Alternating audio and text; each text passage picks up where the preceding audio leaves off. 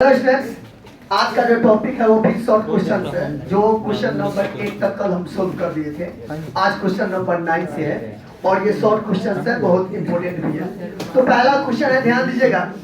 पहला क्वेश्चन है, what was the role of fire in our development? हमारे विकास में आग का क्या भूमिका है? ये ideas that have helped mankind chapter से लिया गया है, बेटा अंडरस्टैंड लिखे हुए हैं। तो देखिएगा बच्चों, The invention of fire proved a milestone in our development. हमारे विकास में बहुत महत्वपूर्ण होता है, जो जिसको कहते हैं पत्थर के मील साबित होना, बड़ी बहुत महत्वपूर्ण भूमिका है आग का। We began to fry our food.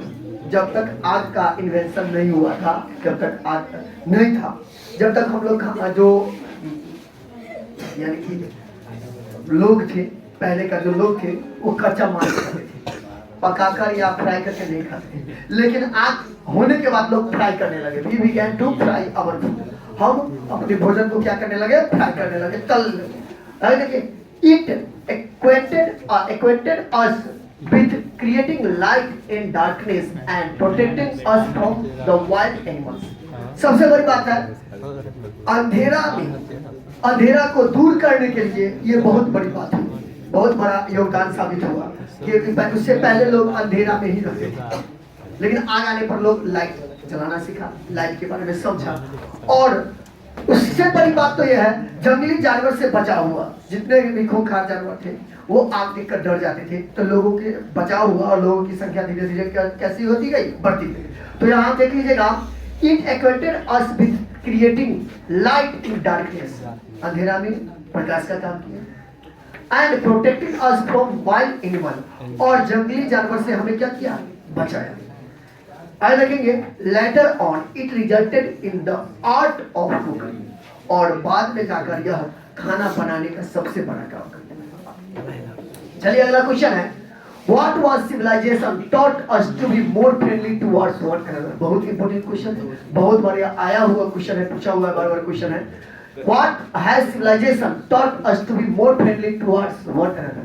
Civilization ने हमें क्या सिखाया है जिससे हम एक दूसरे से दोस्ताना पूर्वक रहे?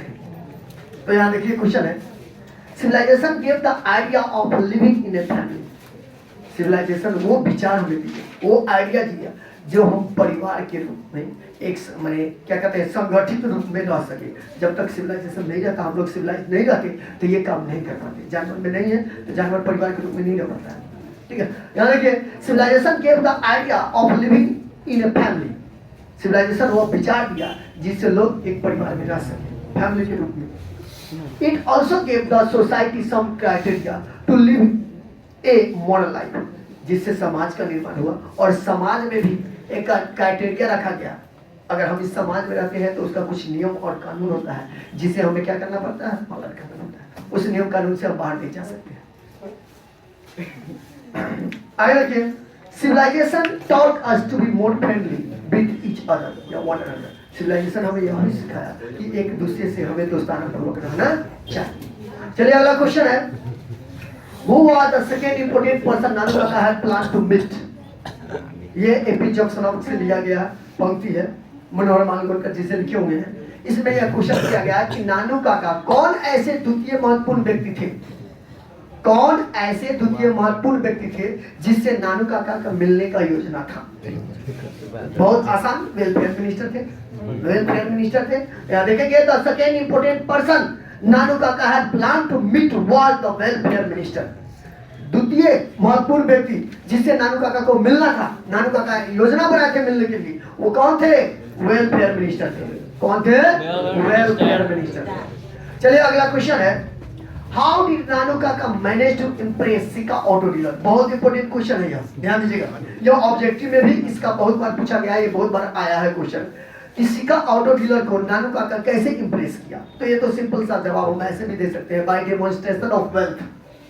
धन के दिखावा दिखाकर सिका ऑटो को क्या किया था? ऑटो डीलर को इंप्रेस कर दिया था।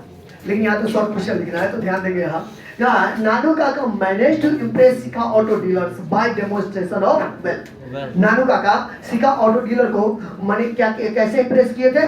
डेमोन्स्ट्रेशन ऑफ वेल्थ, धन का दिखावा दिखाकर। He made a plan with dhobi, वो धोबी से मिलकर एक योजना बनाते हैं। According to this, Nanu Kaka wrote a check of 1,000 rupees, kept in his coat and gave it to the धोबी। धोबी के साथ बैठकर एक योजना बनाते हैं, जिस योजना में यह बताते हैं कि 1,000 का चेक लिखते हैं और अपने कोट के अंदर पॉकेट में डालते हैं और उसे क्या दे देते हैं, किसे दे देते हैं, धोबी को दे देते हैं। When he went to the Sikha auto dealers, the Dhobi came with an old coat in the hand, showed him the check, saying that he left a check in his coat। जब auto dealer यहाँ चले जाते हैं नानू काका, तो पीछे से धोबी एक हाथ में कोट लिए हुए और एक हाथ में चेक लेते हुए जाते हैं और कहते हैं कि आपका चेक आपके कोट में ही छूट गया था।